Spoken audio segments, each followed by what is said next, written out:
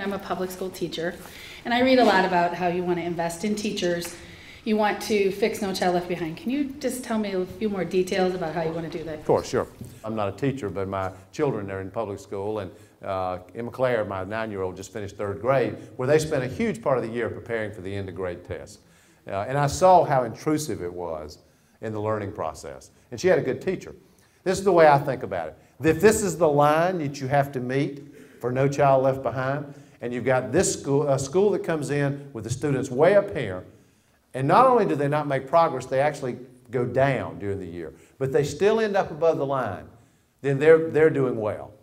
If you have a school that comes in where the students are below the line, and they make huge progress, but don't get above the line, they're failing.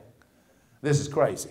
It makes that, and then along comes the brilliance of No Child Left Behind and says if we identify a school that's struggling, here's what we're going to do. Let's take their money away from them.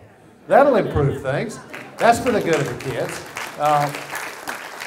So I think first of all it needs to be funded. The federal government's not funded like the way it's supposed to. And second, it needs to be changed. Instead of having these bulky, intrusive tests that we have now, I do believe we need to find out if schools are working. And I believe in accountability, which I'm sure you do too. But I think we need a bit more precise way to measure what's happening. And the parameters of what we're measuring need to be more diverse. You know, not just whether you can fill in a bubble in response to a math or science question. Are the kids developing thinking skills, analytical skills?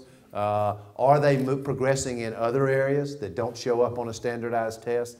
And I think we have to have a whole set of criteria for evaluating that. And we ought to do it for each individual student from the beginning of the year to the end of the year, as opposed to one group of 4th graders or 3rd graders against another group of 3rd graders. And then finally, if we identify a place where the kids are struggling, not able to do their job, the school's not doing its job, we should go in and help the school.